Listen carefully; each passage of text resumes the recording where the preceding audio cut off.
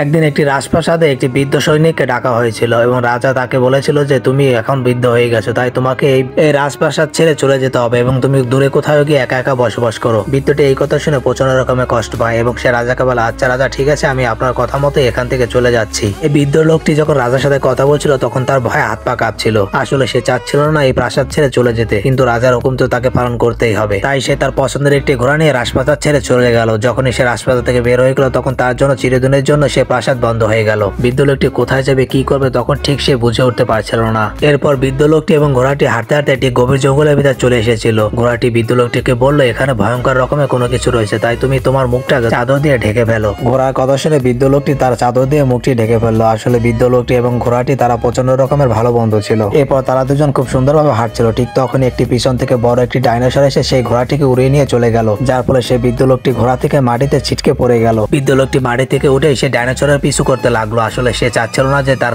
প্রিয় ঘোড়াটি এবং তার বন্ধুকে সে এইভাবে হারিয়ে ফেলবে, তাই সে ডাইনোসরের পিছু করতে করতে সে ডাইনোসরের আস্তানায় চলে আসলো এবং বৃদ্ধ লোকটি খুব আস্তে আস্তে খুব সতর্কতার সাথে সেই ডাইনোসরের আস্তানায় প্রবেশ করতে লাগলো এবং সে দেখতে পেল যে একটি ঘোড়া এবং যার উপর একটি মানুষ পুরো আঙ্গার হয়ে গেছে। ফলে বৃদ্ধ লোকটি সেই ঘোড়ার উপর থাকা মানুষের হাতে থাকা তরোয়ালটি নিয়ে সামনের দিকে এগোতে লাগলো। প্রচন্ড অন্ধকার এবং চারপাশে ঘন কুয়াশা এবং ছোট ছোট পাহাড়ের ভিতর দিয়ে সেই বৃদ্ধ লোকটি আস্তে আস্তে আগাতে লাগলো এবং সে দূর থেকে দেখতে পেল যে তার ঘোড়াটি পাহাড়ের উপর রয়েছে। তাই বৃদ্ধ লোকটি আর দেরি না করে দ্রুত পাহাড় বাইতে শুরু করে দিল এবং পাহাড় বেয়ে বেয়ে উপরে উঠে তার ঘোড়ার পাশে চলে আসলো এবং দূর থেকে দেখতে পেল যে তার ঘোড়ার কাছে একটি বিশাল আকৃতির ডাইনোসর রয়েছে এবং ডাইনোসরটি তার প্রিয় ঘোড়াটিকে খাবারের জন্য তার দিকে এগিয়ে আসছে, যার ফলে বৃদ্ধ ব্যক্তিটি কি করবে তা বুঝে উঠতে পারছিল না। তার হাতে থাকা ভাঙা ছুরিটি একদিকে ছুরি মেরেছিল, যার ফলে সেখানে শব্দ হয়েছিল এবং সেই ডাইনোসরটি সেই শব্দের কাছে চলে গিয়েছিল। এই সুযোগে বৃদ্ধ লোকটি আর দেরি না করে তার ঘোড়ার উপর উঠতে গিয়েছিল। ঠিক তখনই পিছন থেকে সেই ডাইনোসরটি এসে সেই বৃদ্ধ লোকটির উপর কামড় বসিয়ে দেয়, যার ফলে বৃদ্ধ লোকটি অনেক দূরে ছিটকে পড়ে যায় এবং প্রচন্ড ব্যথা পায় এবং দূর থেকে দেখতে পায় যে তার ঘোড়াটিকে সেই